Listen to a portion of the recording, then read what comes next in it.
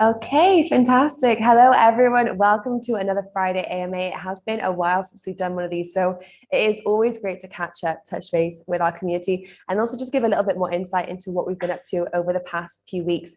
You might notice, first of all, this is a slightly different setup to our usual team members. As you'll have noticed, Robert isn't with us. He's actually in London at the moment doing some business meetings.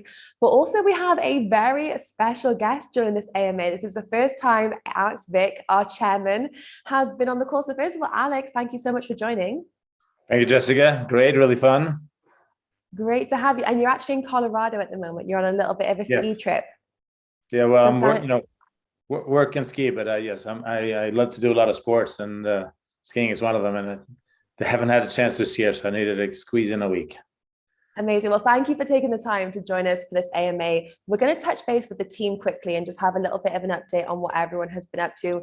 But we will go to a short Q&A with you because I know our community members have been dying to hear a little bit more about Alex Vick, our most interesting man by Forbes chairman, and some information on him. So guys, if you do have any questions for Alex Vick as well, please make sure to drop them in the comments. I've got my phone here on YouTube and I will be keeping an eye on them, also on the Telegram chat as well. So we'll come back to Alex in just a moment. Just until then, we do have some exciting announcements that have come out this week. The first one being that you might have noticed through our Telegram channels that our Real Vision collaboration with Fluid Finance documentary series, the first episode went live today. So Real Vision is a financial channel that has over 600,000 subscribers. They decided to follow us for a whole year. Damien Horner, the co-founder, had such belief in the company and in Robert that he really wanted to look in and follow our progress and also our journey. So if you haven't, make sure to check it out. There is some absolute juice at the beginning of the interview documentary starring one of our core team members, and I'll let you guys find out for yourself. I won't ruin any surprises.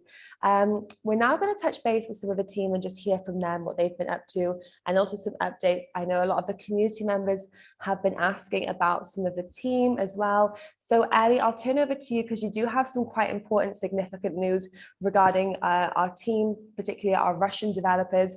So what's been going on there? Hey, Jessica. So it's been quite an interesting week. I mean, tragic actually in many ways. It's been really hard because we, as you all know, we have a big tech team based in Russia, and with the situation right now, we need to help them move out of the country, and we're relocating everyone to the new offices in Georgia, where they can have it's a new chapter for us in many ways. It's not very easy because a lot of flights have been canceled. A lot of people, I mean, the men are getting mobilized to fight, and it's a very sad situation actually. The whole team kind of is focusing on this transition right now. So we've kind of, I mean, not taken a pause, but in a way, like, we're not as engaged in marketing right now just because this is our priority, and helping our employees is the most important thing. Actually, it's funny because I've got a lot of messages from headhunters asking, oh, we know that your tech team is based in Russia. Are you going to fire them, and can we help you get a new tech team? And I was just like, no, of course not. We're like, after all, we're a family. We're not gonna just abandon people like that. It's not part of our, the company's motto. And so, yeah, it's for now, that's the situation. Thank you for the update. And I have to agree. I think Ellie and a lot of the Geneva team have just been working incredibly hard to make sure that everyone is settled and just communicate as much as possible.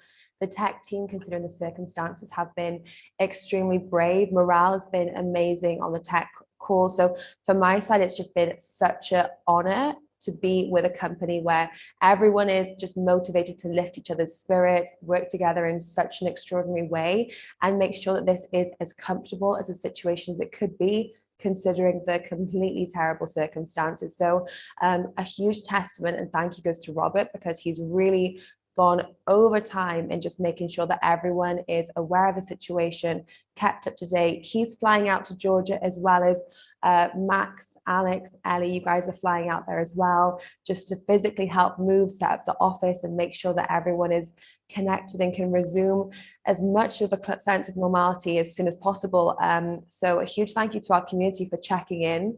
And I know we've not been able to give much updates because things have been changing by the day, but that is where we stand, and that relocation will be taking place next week. And then hopefully the week after we'll start to be able to pick up again and give you some more positive news. But in the meantime, Ellie, you guys have been great.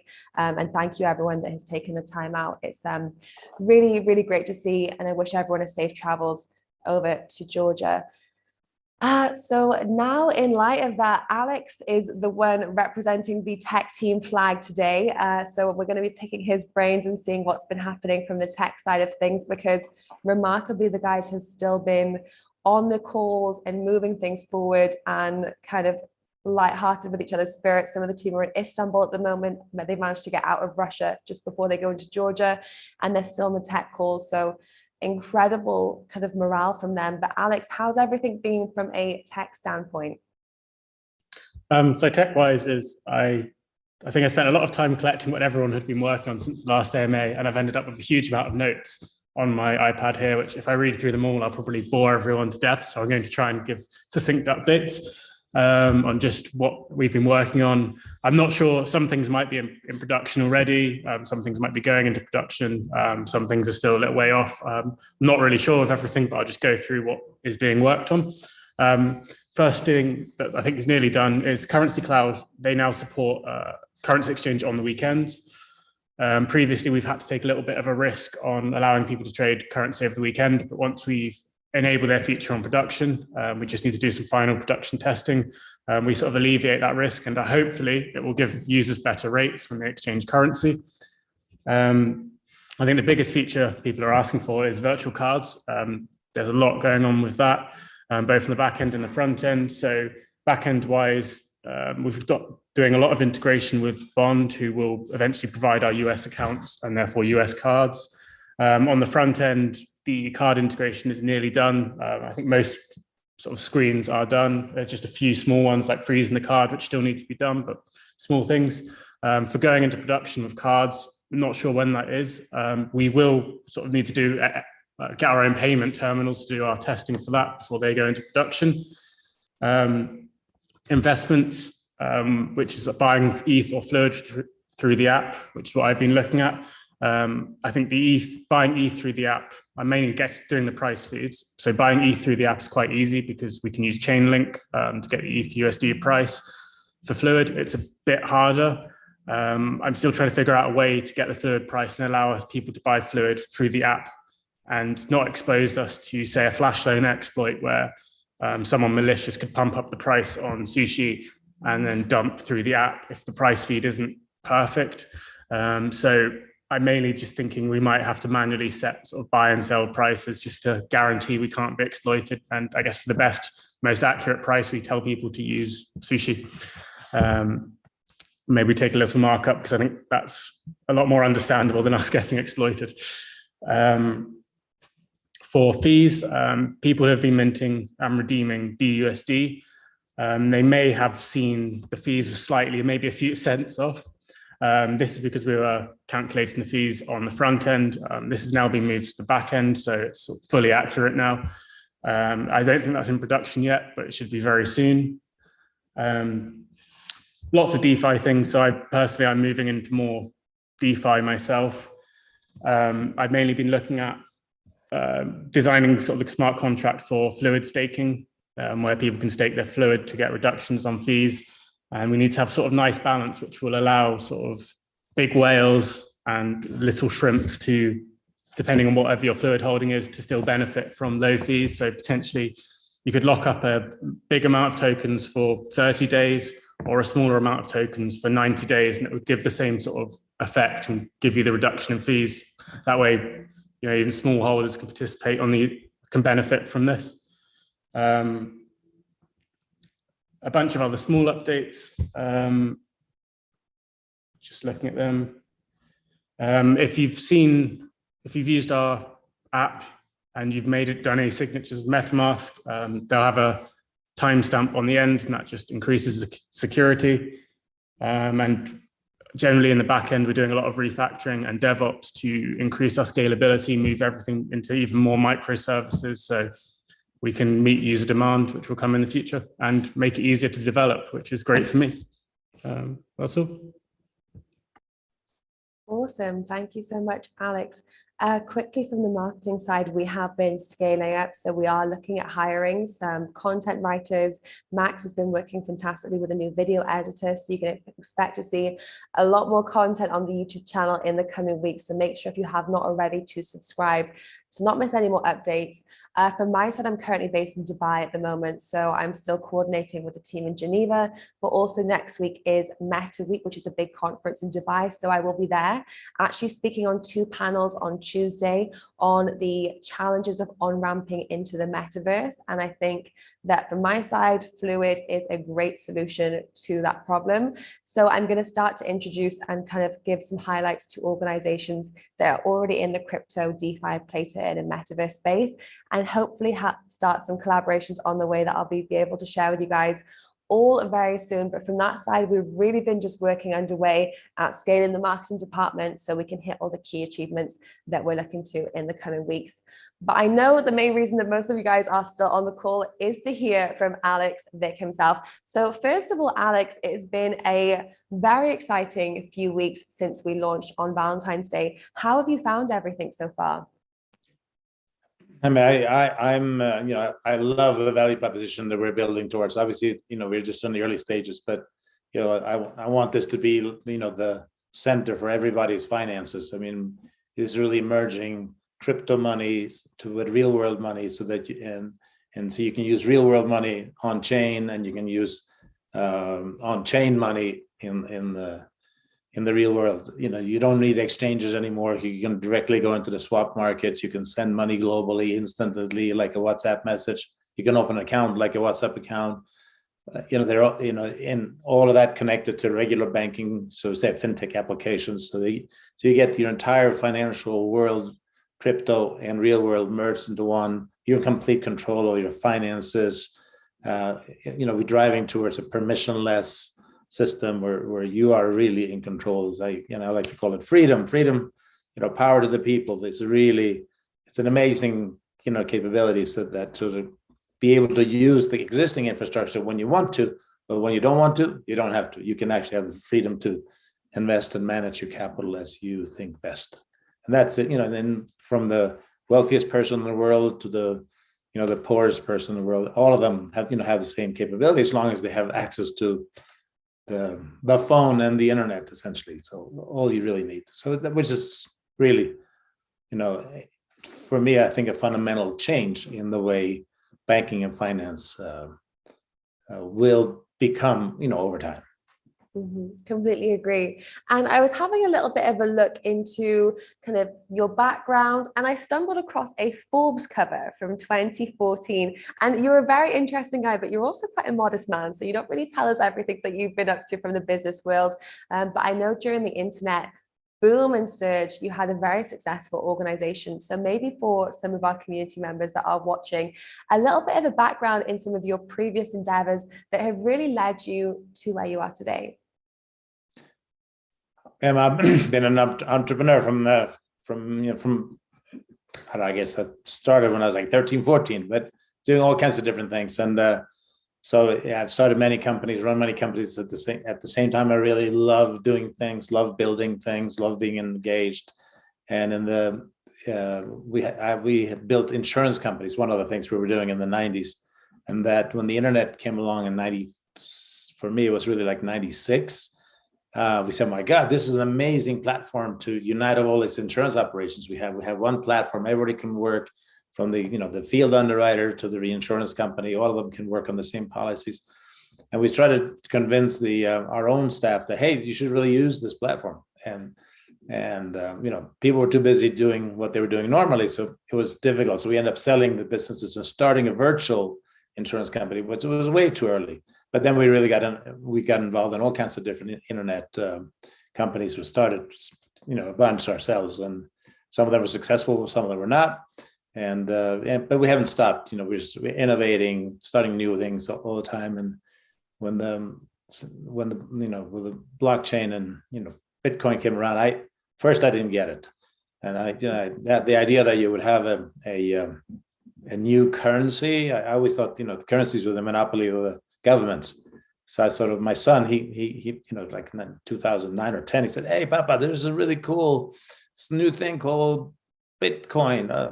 Okay, but so I didn't get it. But maybe about 5 or 6 years ago, I was like, "Whoa, this is really exciting," and what it can do. Bitcoin in of itself is an amazing innovation, but what it spawned, especially an entire Web 3.0 infrastructure that's just going to grow and grow, allowing all kinds of interesting applications to develop.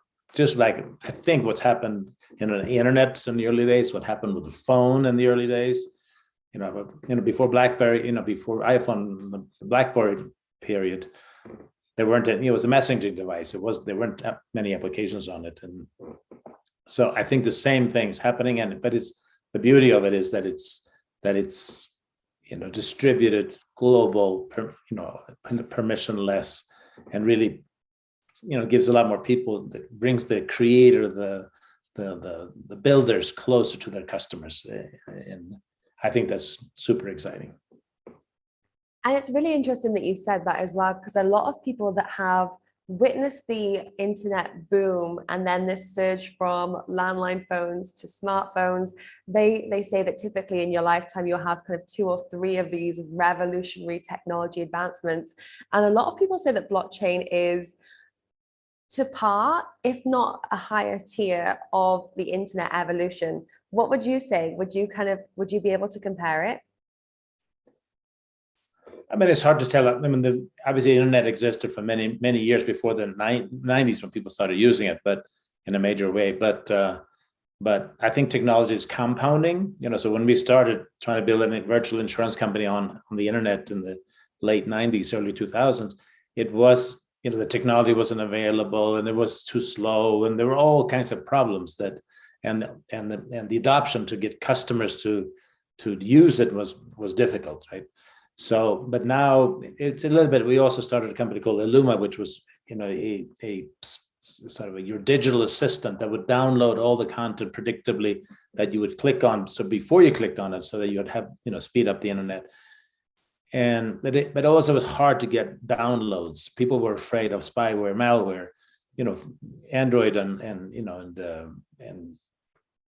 iPhone, really, Apple have really changed that, and people are really much more confident in downloading applications, trying them. The phone is, it's a massive computer, right? So it's accelerated the infrastructure. So many more things are possible.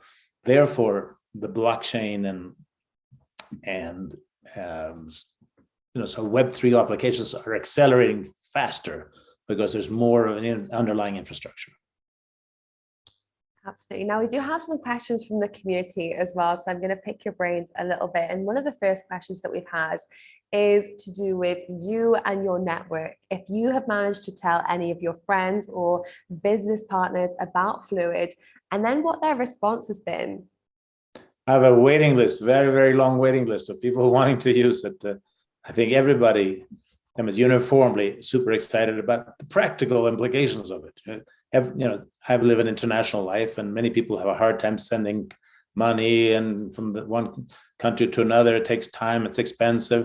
And this idea that you could send it like a WhatsApp message, that's like, whoa, how is that possible? Just for the, for not even for business, just in, regular life.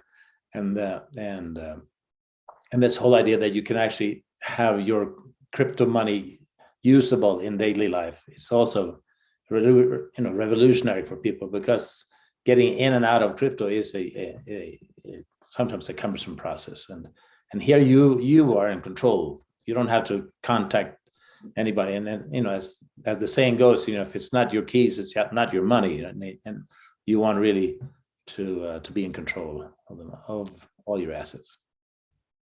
Absolutely. And I think what we've seen at the moment, the geopolitical tensions everywhere, it pushes even more towards this decentralized era. So it's even more of a prevalent time to be having this conversation as well. We have one other question, which is when it comes to your involvement with Fluid Finance, what kind of involvement do you have when it comes to liaising with Robert and the rest of the team? What would you say your involvement is like? Well, I got involved with the Fluid because I was working on a similar idea myself, a little bit different, but very much the same. So I really spent, let's say, a year really working on it, developing software, thinking through the issues. So it's been, to me, very clear what we should be doing. So we're, in daily contact with Robert, who's a great guy, and really, trying to constantly keep fine tuning what it is that we're going to offer to people. What are the applications going to do? How is it going to be really useful for people? So, I think we have been over the last, 7 months, we really haven't refined, Fluid's mission into something that's really, really outstanding. Awesome. And next up, because when it comes to your introduction into Fluid, it's quite an interesting one. It also involves Max, who's on the call with us. But some of our community members are asking how you first came to hear about Fluid then, if you were thinking about the idea initially, and then suddenly the business model was introduced to you. What was that story like? I live in Monaco and I like to play paddle. So I was playing paddle one day in Monaco and there was a couple of guys across the net. And, after we played for an hour or so, we had a beer and I asked, this guy across the net, hey, what are you up to? Oh, I'm an intern in this sort of fintech company. Oh, tell me more. Oh, we're doing this, that, and the other. And tell me more. And it just sounded like, it was something I was really interested in. And then I learned more. And then, Max invited me to come to Geneva to meet Robert. And from there, it went very quickly because I remember, Max, it was like in July or something like that. Yeah, it's August. August? Yeah. Yeah, okay. Something like that. So it was in the summertime, but then it moved very quickly. Thereafter, first time I went to Geneva and sort of had an all day with the team, it was clear that there was a mind meld. We were going in the right direction. We were thinking about the same things, and Robert had a much bigger team, and he was further along than we were. We were a much smaller team. So it was I think a really, really good fit, good match, and so far it's been great. Fantastic. It's been great to have you on board as well. And Max, I think you deserve to get Employee of the Month for that month to bring Alex Vick on board. So now we have one question, which is to do with your internal goals for the company for the end of this year, where you'd like to see Fluid, and then also maybe 3 years down the line from an adoption standpoint. Just how scalable do you think this is? Well, my goal is mass adoption, and Robert is 100% there. We really want this to be used by everybody, people, companies globally. And the fintech part takes longer because it's much more regulated.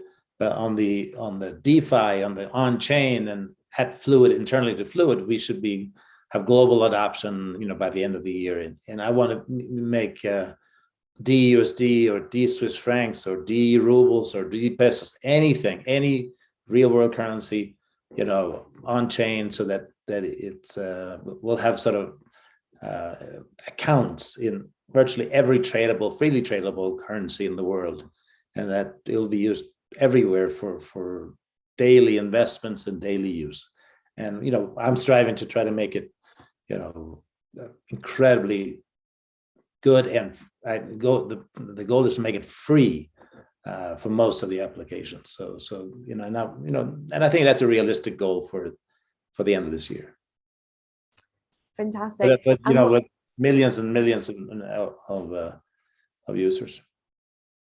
And I completely agree as well. As we move online, as we see more people moving into this world and these blockchain ecosystems, there is no reason why we cannot be this one bridge that really helps bring people on board. So such an exciting time. One other question that we have from community members is Fluid your only crypto investment? We have, we haven't made, some other crypto investments that we haven't done, but for sure it's by now it's 90% of my time in the crypto world, because I think this is really a really great application that has universal application. So I'm all in mentally, and obviously invested a lot of money in it as well. And time as well, because you speak to Robert daily as well, so that's also Yes, something no. If there's anything I want to do is to actually spend more time, because it's super motivating and exciting. Awesome. And now a final note as well. Are we going to expect to see any of your other corporations adopt Fluid, especially when the mobile app comes out, when the cards are coming soon? Will we see them adopt the tech? Absolutely. In fact, a number of them are want to be the first customers, because it's for especially for international businesses, and not mega corporations, but normal international businesses. This is a great service for them, and they all want to use it. Fantastic. Well, Alex, thank you so much for joining on this call. I think it's really been great for team morale as well, considering everything, and also for our community just to hear a little bit more about you. So you'll have to come back on again another time soon, but enjoy the skiing trip. Thank you. Every time. And I'm available anytime. And I really thank the whole Russian team. Is really great. They've been such great creators of what we are offering, and there's so much more to come. And we're going to do everything to support them and work with them for the long time going forward. Absolutely. And from my side, guys, I think the whole company has just been absolutely amazing with pulling together team efforts. And I know our thoughts are really with the Russian team if they need anything as well. Ellie's been amazing coordinating the whole move to Georgia. So for those that are going to help the Russian team, good luck and safe journeys. And for our community members, thank you for checking in as well, because the next few days are going to be sensitive for a lot of people. There's a lot of big changes as well. So thank you guys so much for the support and the updates. It's always a pleasure to catch up. And happy Friday. See you all again really soon. Thank you, Jessica. Thanks, everybody. Thanks, Jessica. Bye. Thanks, Alex. Bye. Bye. We are offline. Woo!